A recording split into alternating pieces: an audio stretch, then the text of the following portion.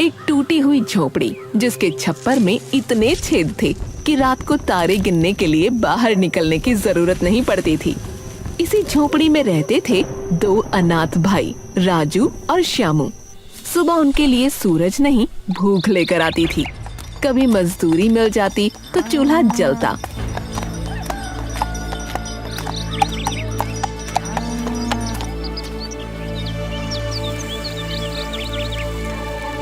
कभी काम नहीं मिलता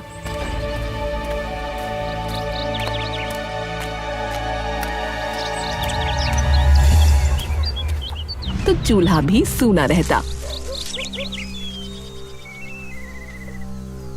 अरे राजू, क्या हुआ? इतने गुस्से में क्यों है?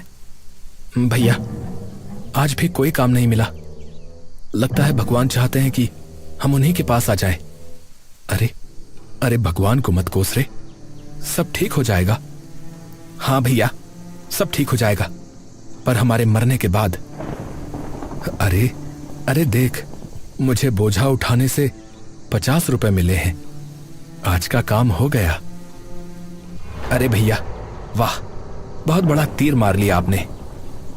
राजू तेज दिमाग वाला था और उसी का उसे घमंड भी था, लेकिन ये दिमाग उसे कोई मदद नहीं कर पा रहा था। श्यामू इसके उलट था, ज्यादा बोलता नहीं था, पर जो देखता, जो सुनता, वो उसके मन में जम जाता था, जैसे पत्थर पर लकीर। देख लेना श्यामू भैया, एक दिन मैं बड़ा व्यक्ति बनूंगा। ये झोपड़ी, ये भूख, सब पीछे छूट जाएगा। मुझे बस एक मौका चाहिए अपना मस्तिष्क चलाने का। बड़ा व्यक्ति बनने से ज्यादा महत्वपूर्ण है अच्छे आदमी बने रहना। अरे भैया, आप भी अजीब हो, बस साधु संतों वाली बातें करते रहते हो।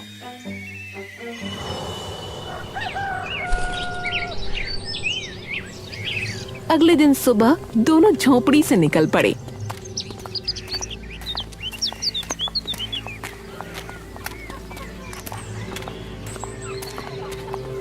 इस बार दिशा बदल दी थी, दूसरे राज्य की ओर। काम की तलाश में दोनों यूं ही भटका करते थे।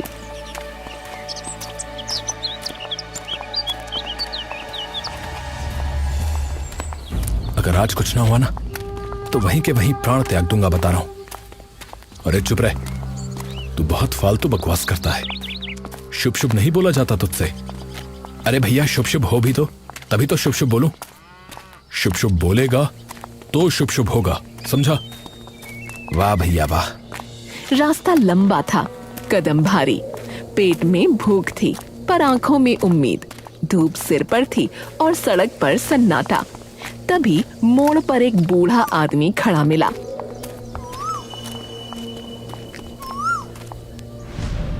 लाठी थामे, आंखें अध खुली, पर चेहरा जैसे सब देख रहा हो।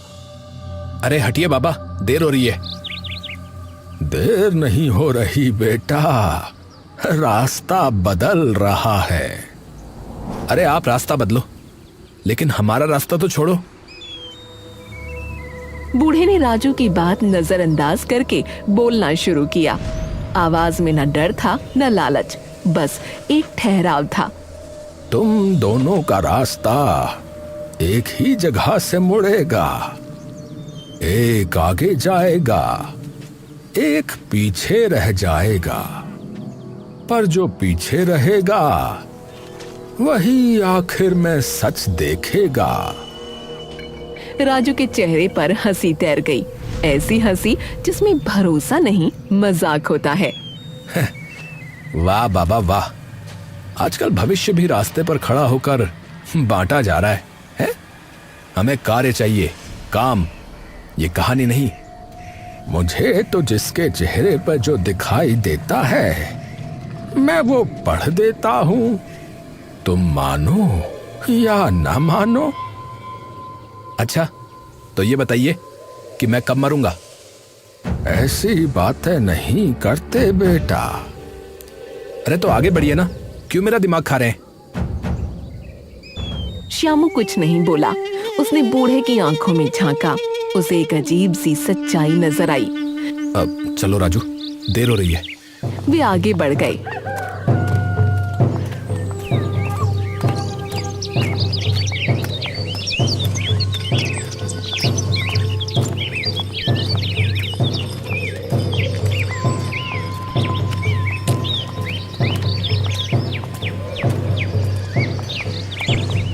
पीछे बूढ़ा रह गया, पर उसकी बात दोनों के दिमाग में चलती रही। एक आगे जाएगा, एक पीछे रह जाएगा।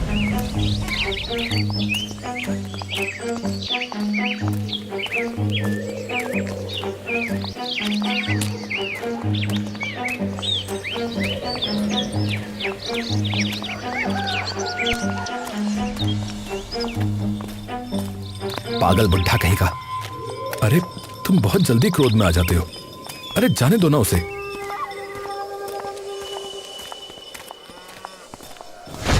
उसी दिन राज्य में हलचल मच गई। गली गली एक ही बात फैलने लगी, राजा कुछ बड़ा ऐलान करने वाला है। लोग काम छोड़कर दुकानें बंद कर दरबार की ओर चल पड़े।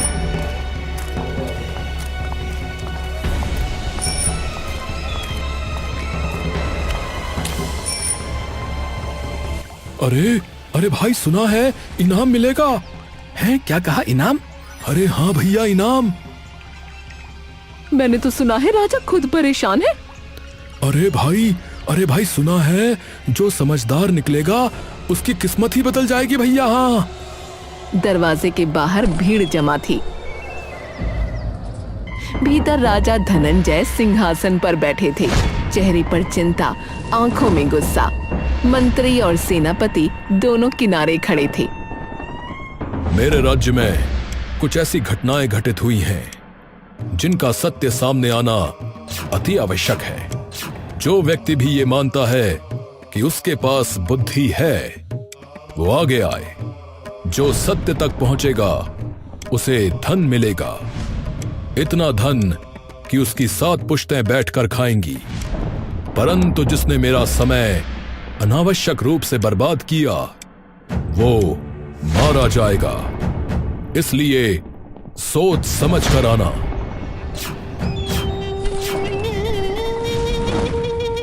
राजू की आंखों में चमक आ गई। यही मौका था, यही वो दिन जिसका सपना वो रातों में देखता था।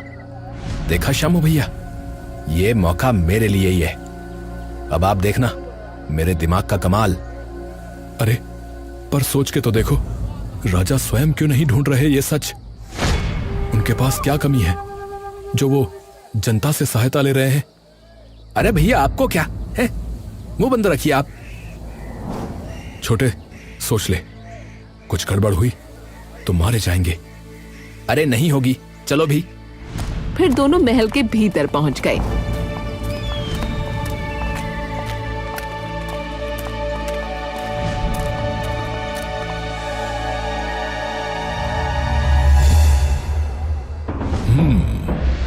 तो तुम दोनों को लगता है कि तुम अति बुद्धिमान हो?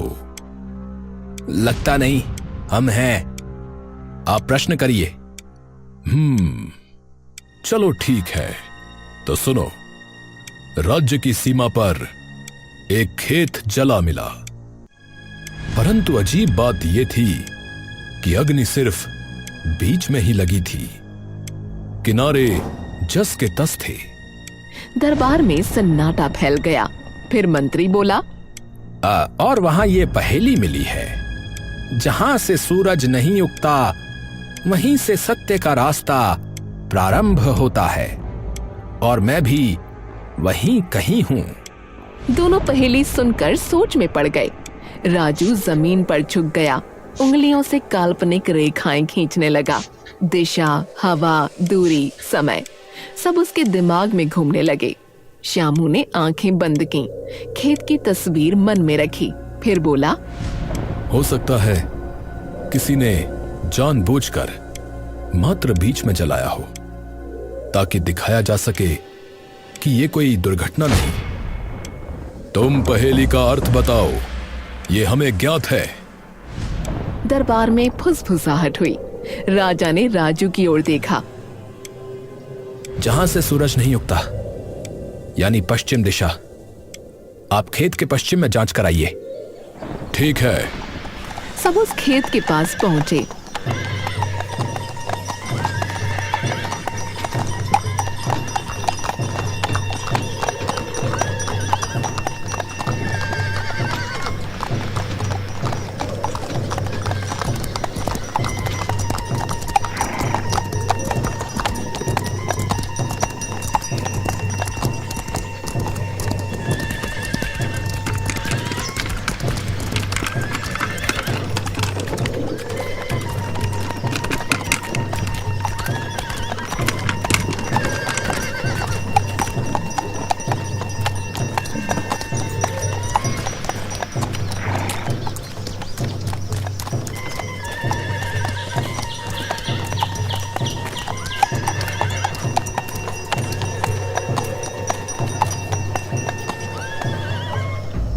राजू देखते ही बोला, पश्चिम में तो ये पुराना मील पत्थर है, इसे हटाओ। उसे हटाया गया तो उसके नीचे से एक पन्ना मिला जिस पर लिखा था, पहली पहेली सुलझ गई। लगता है महाराज आपको कोई समझदार इंसान आखिर मिल ही गया। ये कैसा हास्य है? हमारे साथ ये सब करने का दुस्साहस किसने किया? यदि एक बार मिल जाए तो सर धड़ से अलग करा दिया जाए। शांत हो जाइए महाराज, पहेलियां हल होते ही उसका पता चल जाएगा। पर उसने ये क्यों लिखा कि मैं भी वहीं कहीं हूं? उसकी बात पर किसी ने ध्यान नहीं दिया और सब चल पड़े।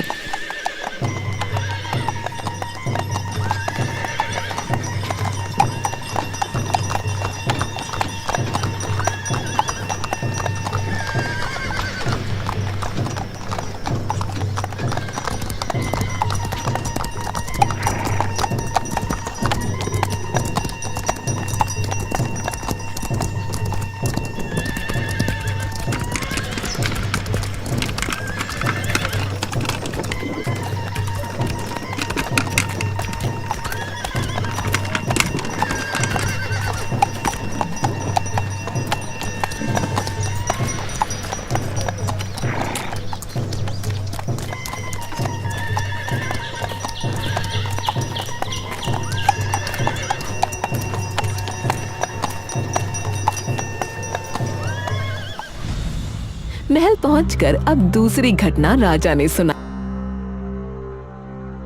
राजमहल के भीतर एक जीव मरा मिला, बंद कमरे में, बिना रक्त के, और उसके साथ पहेली थी, जो रक्षा के लिए होता है वही बंधन बन जाता है। डरो मत, उत्तर दो। डरो मत, उत्तर दो, ऐसा क्यों लिखा है? राजू ने पल भर नहीं लगाया और चिल्ला पड़ा, ताला ताला ताला वैसे तो सुरक्षा के लिए होता है, पर आपको कहीं बंद कर लिया जाए तो कैद बन जाता है। पर यहां ताले का क्या अर्थ? तुम भी कुछ सोच लो शामू, या सब कुछ राजू ही करेगा? लगता है तुम मात्र मेरा समय बर्बाद करने आए हो।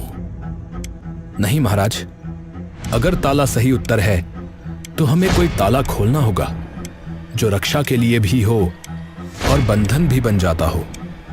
अरे देखो, अरे इस जीव के गले में कड़ी और ताला है, इसे खोलो। हाँ, पर ताले की चाबी कहाँ है? सब चाबी ढूंढने लगे, लेकिन शामू ने ताला हिलाया और उसकी चाबी वाली जगह से एक पर्चा निकला जिस पर लिखा था, अगर ये पढ़ रहे हो मतलब पहेली हल हो चुकी है। अरे यार, ये शामू को कैसे मिल गया?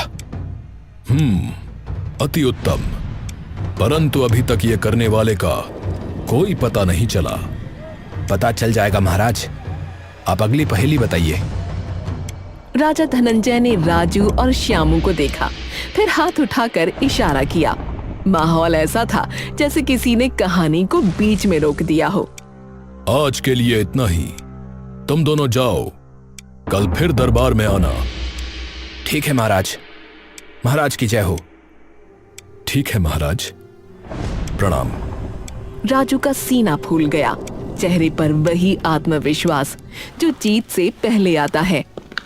श्यामू ने सर झुकाया और चुपचाप बाहर की ओर चल पड़ा। शाम को वो उसी टूटी झोपड़ी में थे। राजू बस शेख ही बघारने में लगा था। हाँ, देखा आज मैंने कितना अच्छा किया। कल तो खेल ही समाप्त हो जाएगा। मुझे लगता है मुझे बहुत सारा धन मिल ही जाएगा। पर भैया, आप फिक्र ना करना, मैं आपको मरने नहीं दूंगा, ठीक है?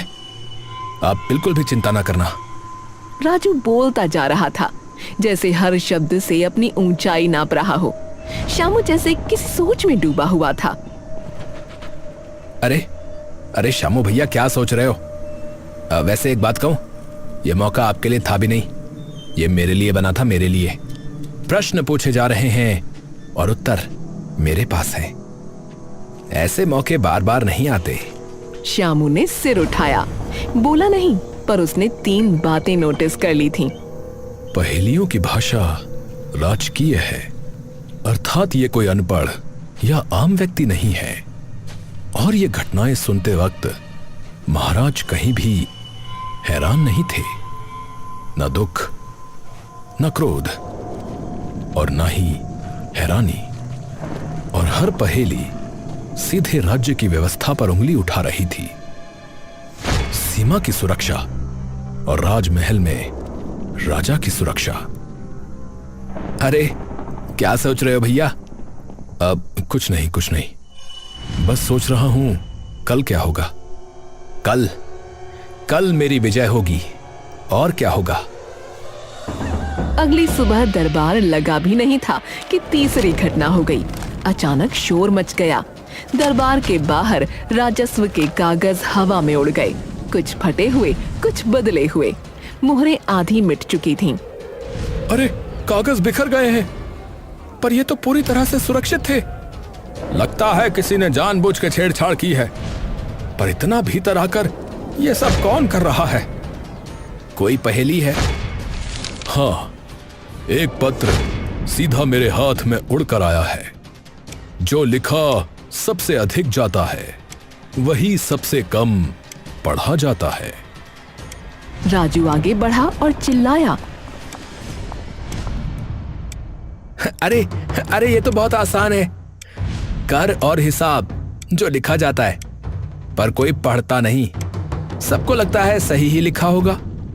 सही उत्तर, क्योंकि इसका उत्तर पहेली लिखने वाले ने उसके पीछे ही लिख दिया था। मैं तो बस तुम्हारा मस्तिष्क देख रहा था। तुम बुद्धिमान हो, पर यह शामू बिल्कुल बुद्धिहीन लग रहा है। महाराज, मैं ये सोच रहा था कि राज्य के सारे कागज उड़ रहे थे, पर आपको पहेली की चिंता थी। ऐसा क्यों? उत्तर नहीं दिया और उल्टा तुम मुझसे प्रश्न करोगे। अरे श्यामू भैया, अरे पहेली हल नहीं कर सकते तो कम से कम चुप तो रहो। श्यामू चुप हो गया। राजू को लगा वो जीत रहा है। अब तो साफ है, पुरस्कार मेरा है। पहली घटना राज्य की सीमा पर खेत राजा का था, किसी आम किसान का नहीं। दूसरी घटना राजमहल के भीतर, वो भी राजा के शयन कक्ष में। तीसरी घटना राज्य के कागज। ये काम कोई आम व्यक्ति भला कैसे कर सकता है? मुझे तो बस ये समझ में नहीं आ रहा। तभी राजा ने राजू से कहा, तुमने स्वयं को सिद्ध किया है, अब अंतिम परीक्षा है। राजा ने एक रेशम का लिफाफा आगे बढ़ाया, हल्का, न कोई मुहर न कोई निशान। यह अंतिम पहेली विशेषकर तुम्हारे लिए, श्यामू को न बताना। बहुत बहुत धन्यवाद महाराज, मैं इसको भी हल कर दूंगा महाराज। हमें ज्ञात है राजू, तुम अत्यधिक बुद्धिमान हो। दूर श्यामू खड़ा था। उसने बस लिफाफा देखा, पहेली न सुन सका। महाराज, ये अन्याय है। तुम चुप रहो, तुम्हारे बस का कुछ नहीं। तुम्हें कुछ बताकर भी क्या लाभ। और फिर दोनों वापस आ गए।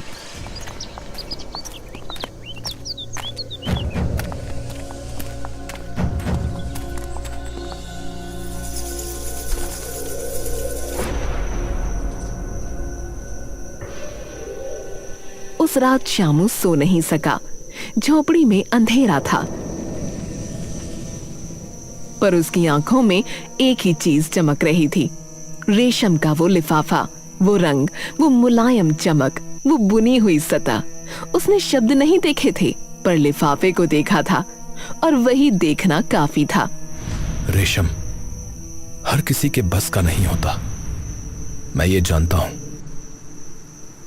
बाजार का रेशम अलग होता है, थोड़ा कड़ा, थोड़ा चमकीला। पर वो लिफाफा वैसा नहीं था। वो ठीक वैसा था जैसा राजमहल के भीतर पहना जाता है, जैसे शाही कपड़ों से काटा गया हो। अरे क्या सोच रहे हो श्यामू भैया? अगर पहेली पूछना चाहते हो तो भूल जाओ, मैं कुछ नहीं बताऊंगा। नहीं नहीं, मैं नहीं जानना चाहता। फिर उसे एक और बात याद आई। उस लिफाफे पर कुछ लिखा नहीं था, शब्द उभरे हुए थे, स्याही से नहीं, धागे से। वो कला, वो तकनीक, वो सिर्फ राजकीय कारखाने में होती है, जहां शाही पत्र, राजादेश और मोहरें बनती हैं। आम व्यक्ति के पास न वो हुनर होता है और न ही वो अनुमति। श्यामू करवट बदलता रहा। पहली घटना याद आई, सीमा पर जला खेत, पर वो खेत राजा का था। दूसरी घटना, महल के भीतर शयन कक्ष में। तीसरी, राजस्व के कागज।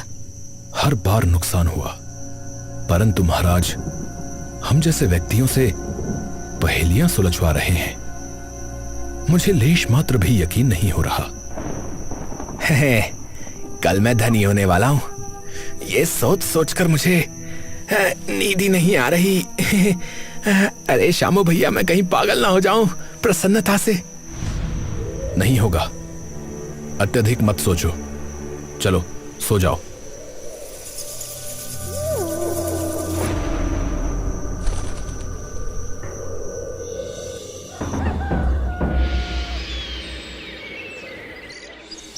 अगली सुबह दरबार पूरा भरा था।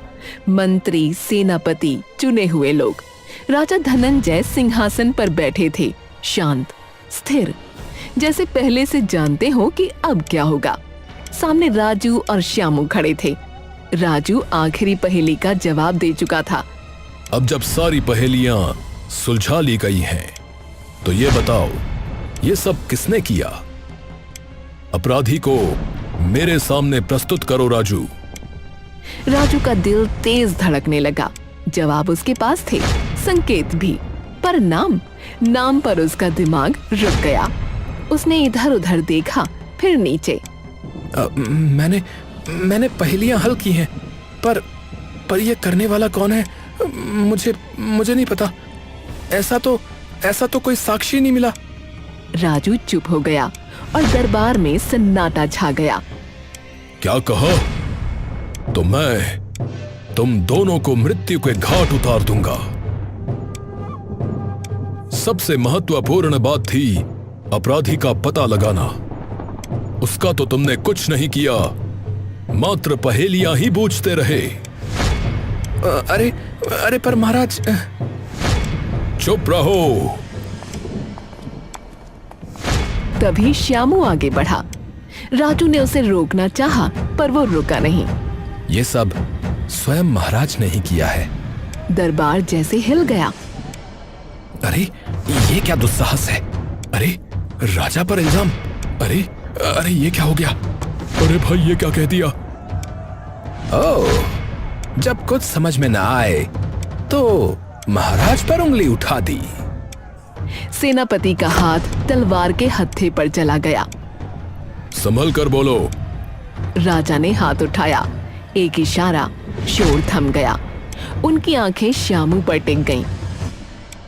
तुम्हें मुझ पर शक क्यों है? क्योंकि जो मैंने देखा वो किसी और के बस का नहीं था। आपके अपने स्वयं के खेत में आग, आपके शयन कक्ष में मरा हुआ जीव, राज्य के पत्रों का निकलकर उड़ने लगना, और फिर अंत में ये रेशम का लिफाफा, गुदे हुए शब्द। ये कला मात्र राजकीय कारखाने में होती है। आम व्यक्ति के पास न साधन है, न अधिकार। तो तुम कहना क्या चाह रहे हो? क्या पता किसी ने चोरी की हो? नहीं, जैसे आपने इस बात की परवाह ही नहीं की कि वो लिफाफा रेशम का है, उसी से समझ में आ गया कि वो आपने स्वयं बनवाया है महाराज। अच्छा, तुम बहुत अधिक नहीं बोल रहे हो। मैं तुम्हारी गर्दन धड़ से अलग कर दूंगा। नहीं सेनापति, रुक जाइए। ये बालक सही कह रहा है। हैं? क्या? राजा के चेहरे पर एक हल्की मुस्कान आ गई। तुमने सब सत्य कहा श्यामू। क्या? ये सब मैंने ही किया था। लोग सन्न रह गए। मेरा कोई पुत्र नहीं है, पर मुझे ऐसा उत्तराधिकारी चाहिए था जो इतना बुद्धिमान हो, जो मेरी तरह बारीकियों को पकड़ सके। उन्होंने राजू की ओर देखा। राजू, तुमने हर पहेली हल की, तुम्हारी बुद्धि तीव्र है। मैंने जो वचन दिया था वो निभाया जाए, पर श्यामू ने उन पहेलियों को देने वाले को समझा।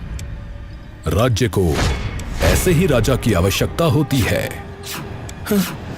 हे भगवान, हे भगवान, ये क्या हो गया? अर्थात मैं राजा बनूंगा। बनोगे नहीं पुत्र, बन गए। मेरे साथ साथ अब से तुम भी राजपाट संभालोगे, और मेरे जाने के बाद मात्र तुम। राजू को धन मिला और श्यामू को राज्य के राजा का पद। जहाँ कभी एक बूढ़ा ज्योतिष खड़ा था, उसकी बात पूरी तरह सच हो गई।